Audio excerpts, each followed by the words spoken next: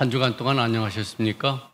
오늘 누가복음 연구 두 번째 시간을 갖도록 하겠습니다. 지난 시간 누가복음 첫 번째 시간에는 이 누가복음은 사도행전과 함께 연결해 보는, 즉 사도행전과 누가복음은 분리된 것이 아니라 함께 연작으로 쓰여진 글이다라고 하는 것을 말씀을 드렸죠. 그리고 이 누가복음이 복음서 가운데서 가장 긴 글이다. 그리고 후편이라고 얘기할 수 있는 사도행전도 또 복음서 신약 성경 가운데 제일 긴 부분이다. 그래서 이 우리가 보통 누가의 작품이라고 얘기를 할 수 있는 누가복음과 사도행전이 신약의 한 28%에 해당되어지는 굉장히 긴 글을 쓴 저자다라고 하는 사실도 말씀을 좀 드렸습니다. 그러나 이제 일반적으로 그 저자가 바울의 그 측근이었던, 바울과 동역자였던 의사 누가였는가에 대하여서는 학자들이 좀 의심을 갖고 있다. 그래서 제가 그것은 사도행전을 공부할 때에 좀 더 말씀을 드리면서 그 바울의 동역자인 누가가 아니라 다른 사람이다라고 하는 사실을 좀 말씀드리겠다라고 하는 이야기를 드렸습니다. 그리고 지난 첫 시간에는 누가복음의 3분의 1에 해당되어지는 누가만이 가지고 있는 특수자료, 이 누가만이 가지고 있는 특수자료가 무엇인지를 살펴봤죠. 이 누가의 특수자료는 앞으로 공부하겠습니다마는 누가복음의 특징이 무엇인지를 가장 잘 이야기해 주는 그런 내용입니다. 지난 시간에 이야기를 좀 상기하면서 오늘 두 번째 시간을 갖도록 하겠습니다. 오늘 두 번째 시간은 누가복음이 어떻게 구성되어 있느냐라고 하는 누가복음의 구조에 대한 말씀을 좀 드리려고 합니다. 학자들에 따라 좀 차이가 있습니다만 일반적으로 인정하는 그 누가복음의 구조는 6개의 단위로 구성되어 있다라고 하는 말씀입니다. 그래서 오늘 6개의 단위가 어떤 것인지를 간략하게 말씀을 좀 드리겠습니다. 이미 여러분들이 가지고 계시는 우리 자료를 참고하시면서 말씀을 좀 들어주시기를 바랍니다. 누가복음의 구조 첫 번째 이제 머릿말입니다. 1장 1절부터 4절까지 말씀이죠.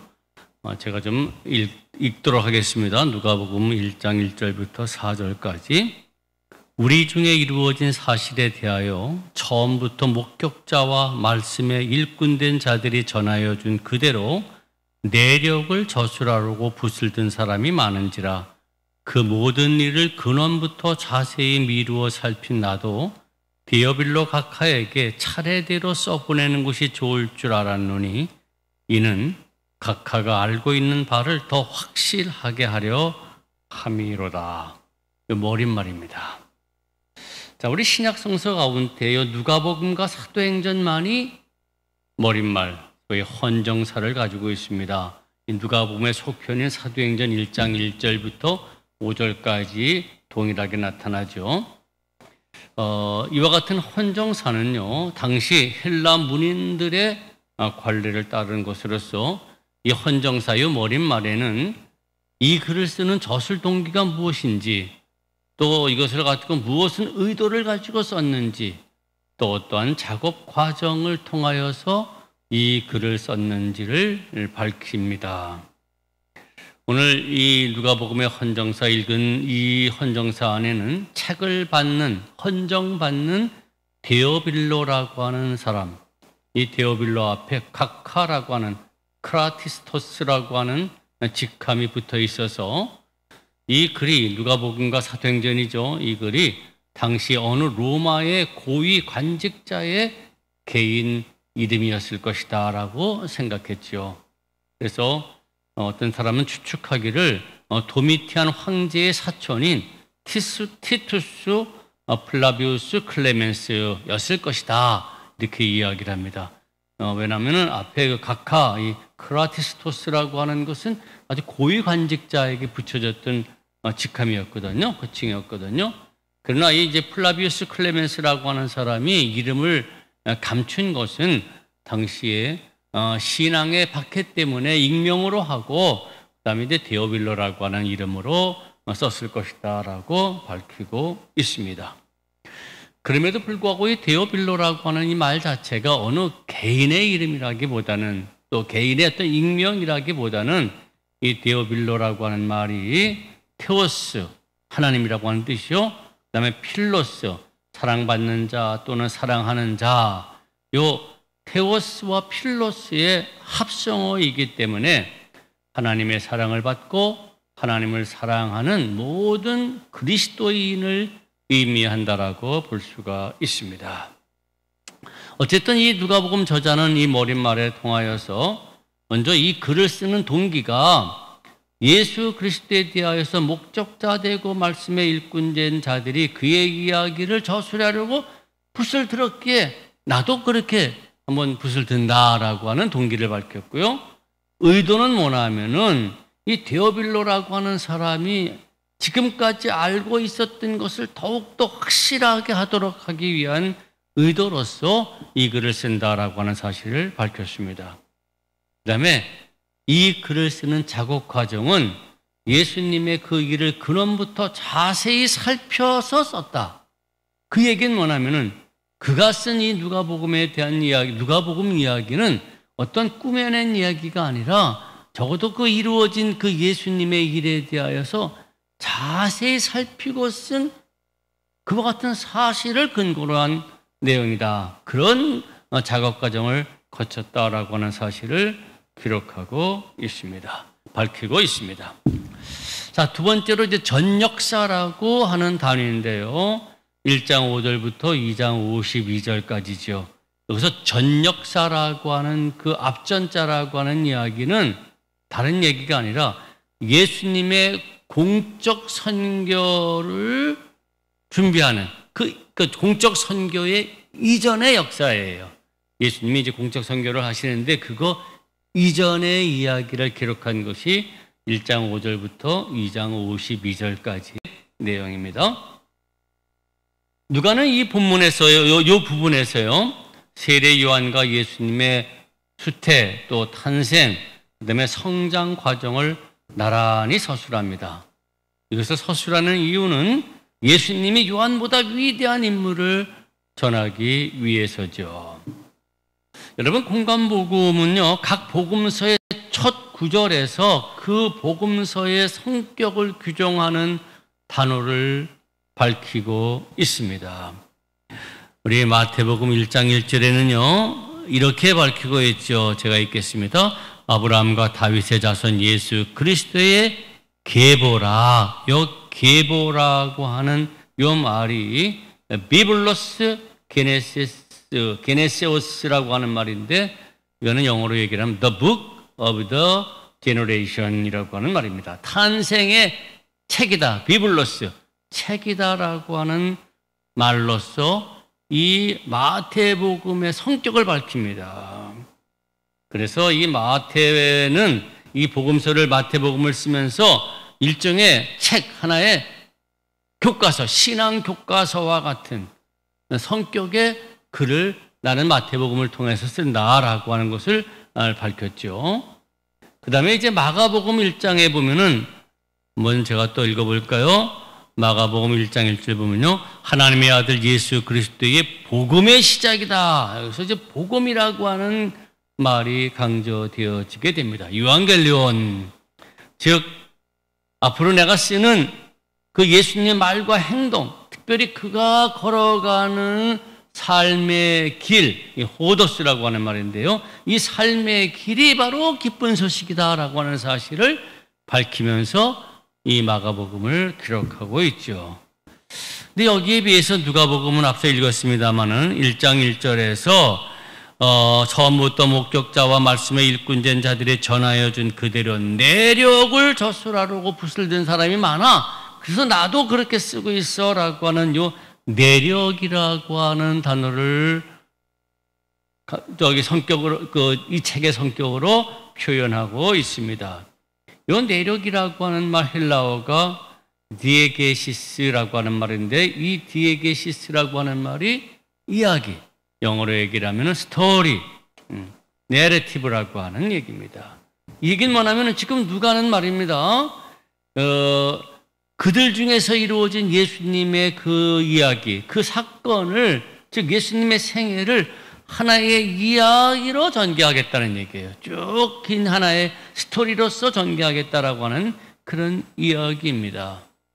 근데 중요한 사실은 누가는 이와 같은 예수님의 생애를 하나의 디에게시스라고 하는 그 스토리로서 전개하면서 특별히 로마 제국의 역사와 관련을 시킵니다. 여러분들이 잘 아시겠지만은 마태복음 2장 1절에서 예수님의 탄생을 유대왕 헤롯이 통치할 때다라고 하는 사실을 밝히죠. 근데 이 누가는 그렇지가 않습니다. 누가는 2장 1절을 한번 제가 읽어보면요, 이렇게 됩니다. 그때 가이사 아구스토가 영을 내려 천하로 다 호적하라 하였으니 이 호적은 구레뇨가 수리아 총독되었을 때 처음 한 것이다. 이렇게 가이사 아구스토가 영을 내려서 호적하고 이 호적인 구레뇨가 총독되었을 때다라고 하는 사실을 강조하면서 로마 제국의 역사와 연결시킵니다. 마태복음 2장 1절에서 헤롯과 연결시킴으로 말미암아 헤롯은 주전 4년에 세상을 떠난 사람이에요. 그런데 이 아구스토 옥타비아누스입니다. 이 옥타비아누스는 기원전 29년부터 기원 후 14년까지 통치한 사람인데, 그리고 이제 그 구레뇨가 수리아 총독되었을 때는 주후 6년입니다. 그러니까 마태복음의 이야기를 하는 예수님의 출생연도와 누가복음이 나타내는 예수님의 출생연도는 거의 한 10년 정도의 차이가 있습니다. 어쨌든 누가는 이와 같이 로마 황제 아구스토의 때라고 하는 사실을 밝혀서 예수님의 출생과 로마의 제국의 역사를 이렇게 서로 일치시켜요. 관련시켜요. 이와 같은 이 누가가 예수님의 이야기를 로마 역사와 관련시키는 것은 예수님이 온 세계에 그리스도의 심을 나타내려고 함입니다. 당시에 온 세계는 로마 제국을 얘기를 했습니다. 로마 제국이 온 세계를 지배하고 있었기 때문에 그렇게 로마 제국과 연관시키는 것은 예수님의 구원의 역사는 온 세계와 관련이 있다라고 하는 사실을 강조하기 위함이죠. 세 번째 단위는요, 이제 예수님의 공생애를 위한 정확한 준비입니다. 예수님의 사역을 위한 준비인데요. 3장 1절부터 4장 13절까지를 한 단위로서 이야기를 합니다. 먼저 예수님이 그리스도이심을, 즉 메시아의 길을 예비하는 자로서 세례 요한의 활약상을 이 부분에서 누가는 소개하고 있지요. 그런데 이 세례 요한도 역시 세례 요한의 그 등장을 로마 역사와 또 관련시킵니다. 자, 세례 요한의 활동은 디베료 황제의 통치 15년 때다. 즉 기원 후 27년입니다. 그런데 세례 요한은요, 임박한 종말의 선포와 함께 구체적인 회개의 요청으로 아주 구체적으로 이렇게 해야 된다라고 하는 회개를 강조하면서 뒤에 오실 능력이 많으신 일을 준비하도록 합니다. 근데 이 누가복음의 저자는요, 세례 요한을 구약의 마지막 예언자로 간주하게 됩니다. 좀 읽고 넘어가겠습니다. 이건 누가복음 16장 16절인데요. 이런 말씀이 있죠. 율법과 선지자는 요한의 때까지요. 이렇게 돼요. 율법과 선지자는 요한의 때까지요. 율법과 선지자는, 이 말은 구약의 시대를 얘기를 해요. 즉 요한은 구약의 시대의 마지막 사람이다라고 이야기를 합니다. 나중에 조금 이따 좀 더 그런 이야기를 좀 들을 기회가 있을 것 같습니다. 이렇게 세례 요한을 구약의 마지막 예언자로 간주하죠. 이어서 예수님의 수세 그리고 족보를 보도하는데 특별한 것이 발견되죠. 마태의 족보와 비교해 보면은 마태의 족보는 아브라함으로부터 예수님까지 내려가는 42대예요. 세 길을 통하여서 14대 해갖고는 42대를 나타냈지만은 누가복음은 어떻습니까? 예수님으로부터 아담으로까지 올라가는 77대를 소개하고 있습니다. 아담, 인류의 조상 아닙니까? 예수님으로부터 저 인류의 조상인 아담까지 올라가는 77대를 소개합니다. 이와 같은 이 누가복음의 특별한 족보의 소개는요, 예수님이 온 인류의 구원자이심을 드러내는 것입니다. 그리고 족보 보도를 통하여서 예수님의 활동이 그의 나이 30세의 이쯤을 밝힙니다. 우리가 보통 교회에서 예수님은 한 30살에 활동을 시작했다, 공생애를 시작했다라고 하는 얘기를 수없이 듣습니다. 근데 그것은 어디에 근거한 이야기나 하면은 유일하게 이제 같이 살펴보려고 하는 요 예수님의 족보 바로 앞부분에 나타나는 단 한 구절에 근거하는 얘기입니다. 이야기예요. 우리 누가복음 3장 23절 한번 보겠습니다. 예수님의 족보가 쭉 이제 나오게 되는데 여기에 보면은요, 누가복음 3장 23절이에요. 예수께서 가르치심을 시작하실 때에 30세쯤 되시니라. 사람들이 아는 대로는 요셉의 아들이니 요셉의 이름은 헬리오. 족보가 쭉 77대가 나오게 됩니다. 바로 여기 요 말씀 때문에 예수님이 한 30세쯤에 공생애를 시작하셨구나라고 하는 사실을 우리가 알게 되죠. 유일한 언급입니다. 누가복음 3장 23절이죠. 이어서 마귀에게 시험받는 보도가 나오고요. 그러나 마귀는 예수님의 시험을 다한 후에 얼마 동안 물러나 있습니다. 그 다음에 순환 때에 다시 등장합니다. 이 얘기는 뭐냐면은 한번 읽어볼까요? 누가복음 4장 13절 한번 읽겠습니다. 12절부터 읽을게요. 세 가지 시험을 받았는데 마지막 시험을 받은 다음에 예수께서 이렇게 말씀하죠. 예수께서 대답하여 이르시되 주 너의 하나님을 시험하지 말라 하였느니라. 마귀가 모든 시험을 다한 후에 얼마 동안 떠나니라.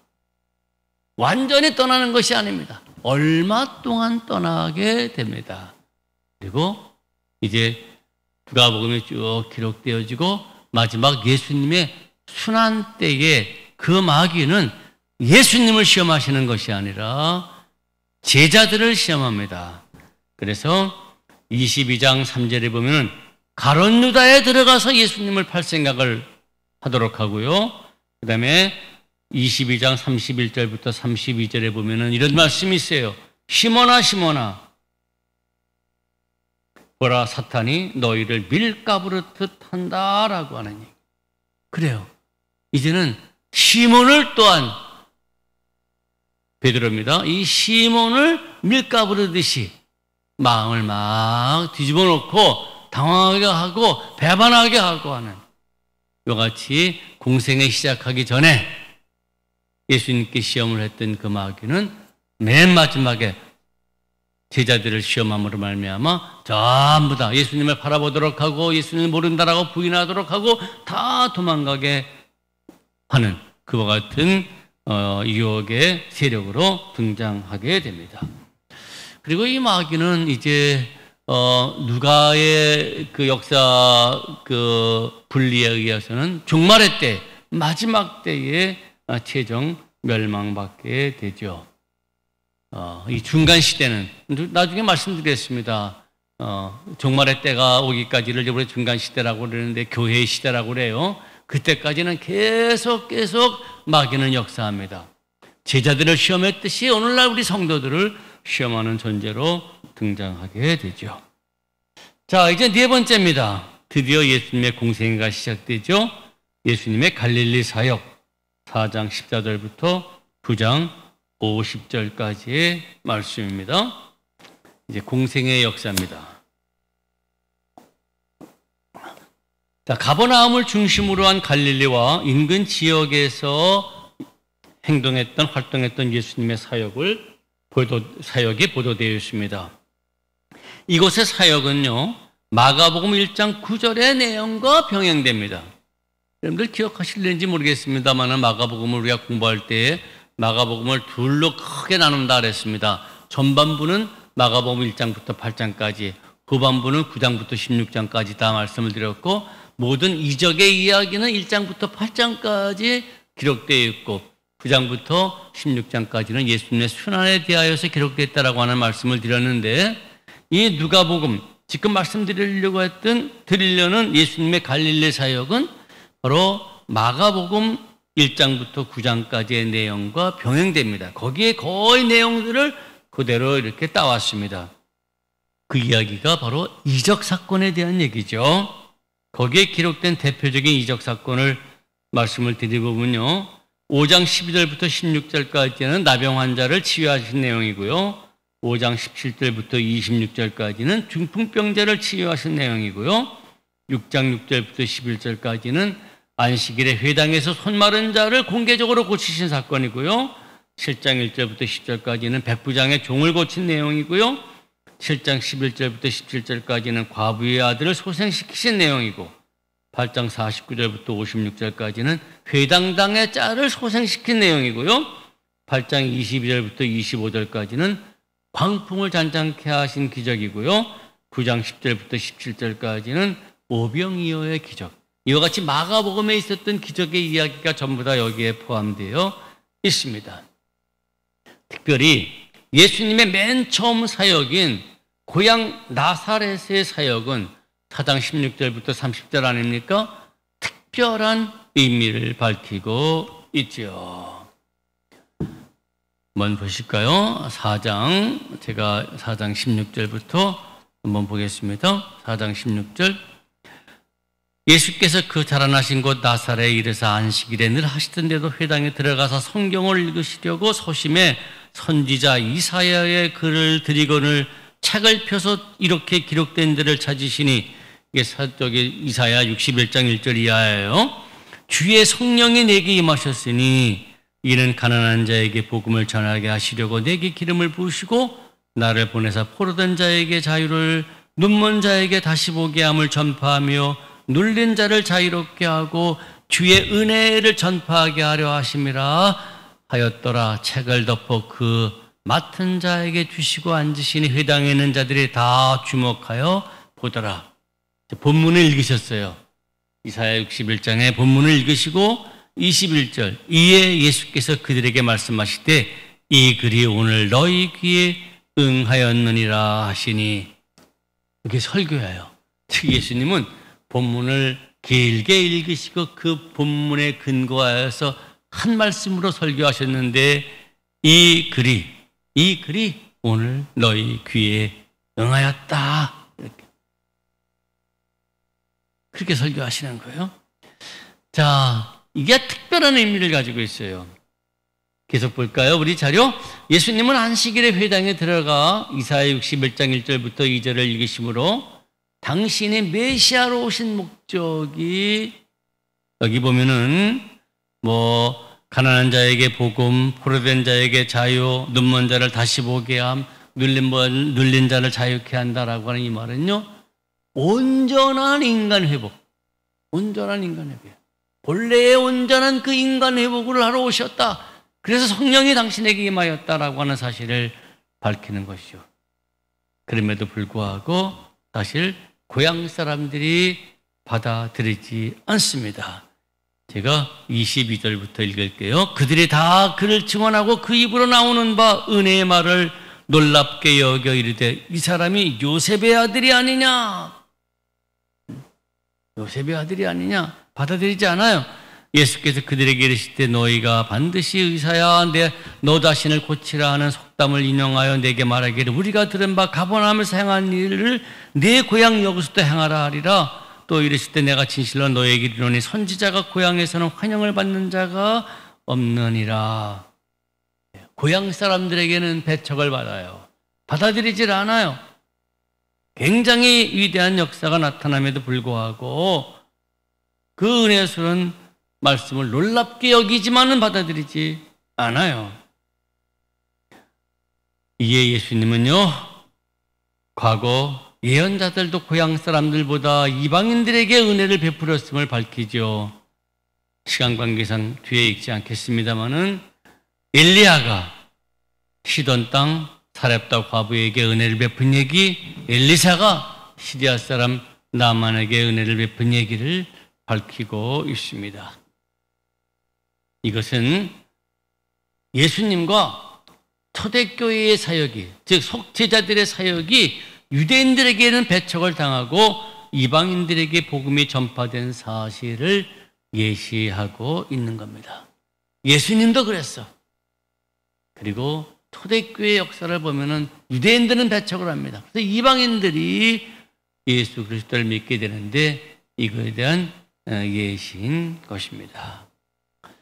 자, 이제 다섯 번째 단위를 보시겠습니다. 다섯 번째 단위는요, 예루살렘을 향한 예수님의 여정에 대한 얘기예요. 누가복음 9장 51절부터 19장 27절까지인데 누가복음에서의 가장 중요한 부분이라고 말씀을 드릴 수가 있습니다. 예루살렘으로 올라가는 예수님의 여정, 굉장히 중요한 부분이죠. 가장 중심적인 거예요. 나중에 우리가 이제 사도행전도 공부하겠습니다만은, 그래서 학자들은 이런 얘기를 합니다. 누가복음은 예루살렘으로 가는 길, 후편인 사도행전은 로마로 가는 길, 이렇게 이야기를 합니다.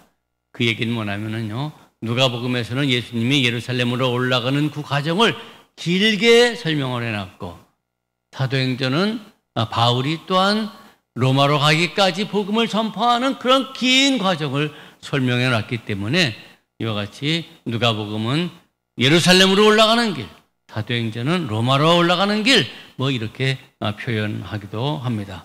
어쨌든 이 다섯 번째 단위인 예루살렘을 향한 예수님의 여정에 대하여 간략하게 말씀을 좀 드리겠습니다. 교재 보시겠습니다. 자료.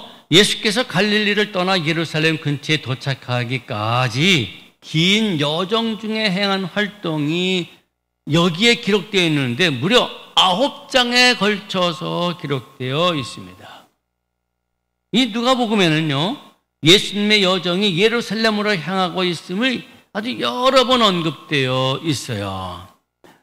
저기 9장 51절부터 제가 읽겠습니다. 굉장히 여러 번이에요. 이게 누가복음의 특징인데요. 9장 51절 보면은 예수께서 승천하실 기약에 차가며 예루살렘을 향하여 올라가기로 굳게 결심하시고, 53절에 보면 예수께서 예루살렘을 향하여 가시기 때문에 그들이 받아들이지 아니하는지라. 13장 22절 보시면은 또 예수께서 각 성 각 마을로 다니사 가르치시며 예루살렘으로 여행하시더니, 거기 33절, 17장 11절, 18장 31절, 19장 11절, 28장들 보면은 계속 예루살렘으로 올라가고 계시다, 올라가고 계시다, 올라가고 계시다라고 하는 사실을 언급하죠. 그러므로 이 본문에서 이 누가는요, 독자들로 하여금 예수님의 예루살렘의 여정을 따라가도록 이끌고 있어요. 그리고 특별히 누가복음은요, 이 누가는 예수님의 여정을 시작하기 직전 사건, 그게 바로 변화산 사건이에요. 한번 보실까요? 9장에 보시면은 9장 보시면은 9장 바로 이제 직전의 사건인데요. 9장 제가 28절부터 읽겠습니다. 9장 28절부터 9장 28절입니다. 이 말씀을 하시는 8일쯤 되어 예수께서 베드로와 요한과 야고보를 데리고 기도하시러 산에 올라가서 기도하실 때 용모가 변화되고 그 옷이 씌어져 광채가 나더라. 문득 두 사람이 예수와 함께 말하니 이는 모세와 엘리야라. 영광 중에 나타나서 장차 예수께서 예루살렘에서 별세하실 것을 말할세. 누가복음의 특징이죠. 누가복음만이 확인될 수 있는 내용이에요. 자, 요 변화산 사건입니다. 요 변화산에서 모세와 엘리야가 예수님과 함께 나타나서 대화를 하시는데 그 대화의 내용이 뭔지가 누가복음에 밝히는데 바로 별세하사라고 하는 말입니다. 영광 중에 나타나사 장차 예수께서 예루살렘으로 별세하실 것을 말하였다. 요 별세라고 하는 말 사실 헬라어로 보면요, 엑소더스예요. 오는 구약의 출애굽할 때의 탈출, 출발이라고 하는 말과 또 죽음이라고 하는 말을 동시에 의미하는 단어인데요. 여기서는 문맥상 죽음을 의미해요. 그리고 요 별세하다, 요 엑소더스라고 하는 말이 마태복음 17장과 마가복음 9장에는 없는 내용인데 누가는 요거를 첨가했습니다. 무슨 얘기를 하셨는가? 예루살렘에 올라가서 별세하실 것, 죽으실 것을 말했다라고, 그걸 대화로 했다라고 하는 이야기입니다.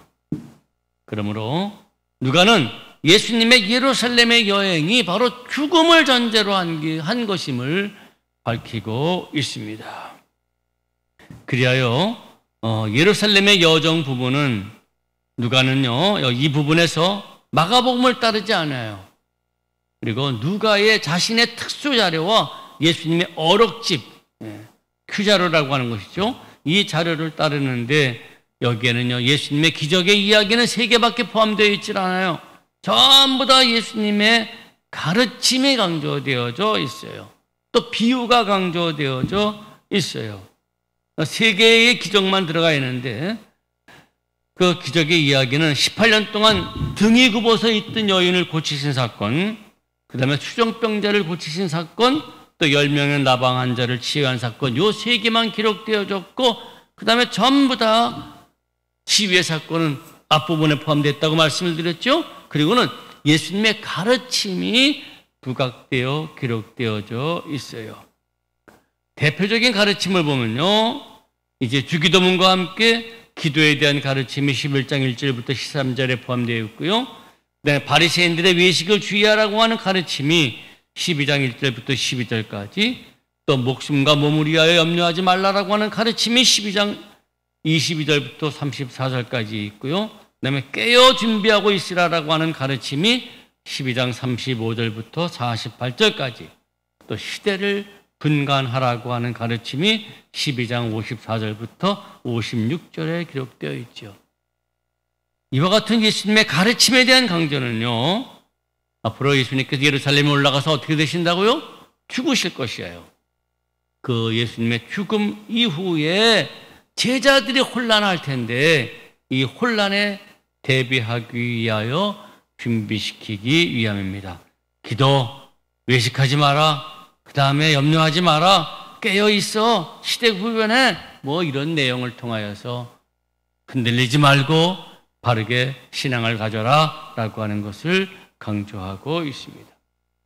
또한 이 부분에는요, 예수님의 누가복음의 특수 자료인 비유들이 여기에 모아져 있어요. 전부 모아져 있어요. 대표적인 거 말씀을 드려볼까요? 선한 사마리아인의 비유, 그 다음에 벗의 요청을 들어주는 사람의 비유, 어리석은 부자의 비유, 열매 맺지 못하는 무화과 나무의 비유, 망대와 전쟁에 대한 비유, 잃은 양을 찾는 목자의 비유, 잃은 드라크마를 찾는 여인의 비유, 잃은 아들을 되찾은 아버지의 비유, 불의한 청지기의 비유, 부자와 나사로의 비유, 무익한 종의 비유, 불의한 재판관의 비유, 바리새인과 세리의 비유 등이 포함되어져 있어요. 그래서 사실 누가복음의 핵심 부분이라고 할 수가 있는 것이 바로 이 누가복음 9장 51절부터 19장 27절까지 예루살렘을 올라가는 여정에 있었던 예수님의 사건들이죠. 마지막 6번째로 이제 예루살렘에 올라가셔서 예수님의 활동에 대한 부분입니다. 19장 28절부터 24장 53절까지예요. 자, 이 부분에는 예수님의 예루살렘 입성과 승천까지의 활약성이 기록되어 있어요. 이것은 대체로 마가복음의 내용을 따르고 있습니다만은 이제 예루살렘 도시가 좀 더 강조되죠. 조금 이따 말씀드리겠습니다. 예루살렘의 입성이 19장 28절부터 40절, 그 다음에 성전 정화하는 내용이 19장 45절부터 48절, 그 다음에 성전을 헐라고 했던, 뒤집어 엎었던 그 권위에 대한 문제가 20장 1절부터 8절, 또 가이사에게 세금을 바치는 것이 옳으냐 그르냐에 대한 세금 문제가 20장 19절부터 26절, 또 사두개파 사람들과의 부활 논쟁이 20장 27절부터 40절 등에서 나타납니다. 근데 여기에 나타나는 것이 갈등이에요. 종교 지도자들 사이에서의 갈등입니다. 이 갈등으로 말미암아 예수님은 순환을 받고 죽으시고 그러나 부활하신다라고 하는 얘기가 이 본문에 나타나게 되죠. 예수님의 순환이 21장 1절부터 23장 56절, 그 다음에 부활에 대한 얘기가 24장 1절부터 12절, 이 본문에 나타나게 됩니다. 그런데 이 본문에서 마가복음과 좀 차이점이 있습니다. 마가복음에서 강조됐던 것은요, 갈릴리라고 하는 도시였어요. 그런데 누가복음에서는요, 이 부활 이후 예수님의 출현하심과 승천의 이야기가 마가복음처럼 갈릴리가 아니라 예루살렘이라고 하는 사실입니다. 자, 예수님은 갈릴리에 나타나지 아니하시고 오직 예루살렘 근처인 엠마오나 예루살렘에 나타나죠. 누가복음 24장 13절부터 35절에 보면은 예수님이 예루살렘에서 한 20거리 떨어진 굉장히 가까운 곳이에요. 그 엠마오에 나타나시고 또 제자들에게 나타나시는데 예루살렘에 나타나시게 되죠. 그리고 이후 예수님은 예루살렘 가까운 베다니에서 제자들을 축복하실 때 승천하십니다. 그리고 제자들은 다시 예루살렘으로 돌아와서 늘 성전에서 하나님을 찬송했다라고 하는 기록이 나오게 됩니다. 앞서 말씀을 드렸습니다만 마가복음에서는요, 부활하신 예수님을 만날 장소가 갈릴리예요. 그렇지만 누가복음은 그렇지가 않습니다. 바로 예루살렘이다라고 하는 것입니다. 그래서 누가복음에서의 예루살렘은요, 굉장한 중요한 도시인데 예수님의 죽음의 장소인 동시에 부활하시고 제자들에게 나타나신 장소인 동시에 하늘로 승천하신 장소입니다. 또한 예루살렘은 복음의 중심이요 온 세계의 구원을 위한 전초기지입니다. 누가복음 24장 47절 한번 보시면요, 이런 말씀이 있어요. 제가 읽겠습니다.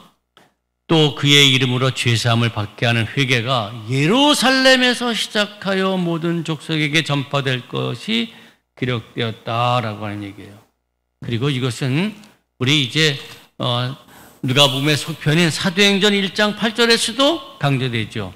오직 성령이 너에게 임하시면 너희가 권능을 받고 예루살렘과 온 유다와 사마리아와 땅끝까지 이르러 내 증인이 되리라. 복음의 전초기지가 예루살렘이에요. 거기서부터 복음은 출발한다라고 하는 사실입니다.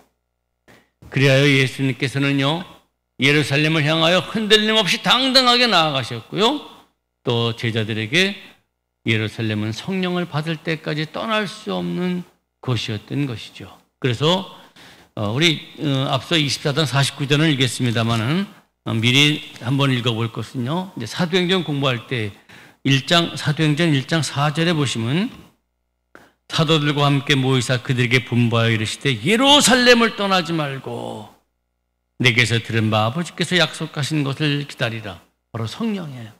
이거는 누가복음 24장 49절의 이야기를 다시 한번 이야기한 것이죠. 그래서 12절에 보면 사도행전 1장 12절에 보면은 제자들이 감람원이라 하는 산으로부터 예루살렘으로 돌아오니 이 산은 예루살렘에서 가까워 안식일에 가기에 알맞은 길이다. 예루살렘이라고 하는 도시가 바로 누가복음에서 이렇게 강조되어집니다. 예수님의 부활한 것을 경험하고 축복을 받고 승천하신 곳일 뿐만 아니라 약속하신 성령을 받고 그리고 나가서 이제 온 세계의 복음을 전하게 되는 전초기지로서의 도시이기 때문에 이 누가복음이 강조되어지게 됩니다. 오늘 여기까지 두 번째 누가복음의 시간을 마치도록 하겠습니다. 감사합니다.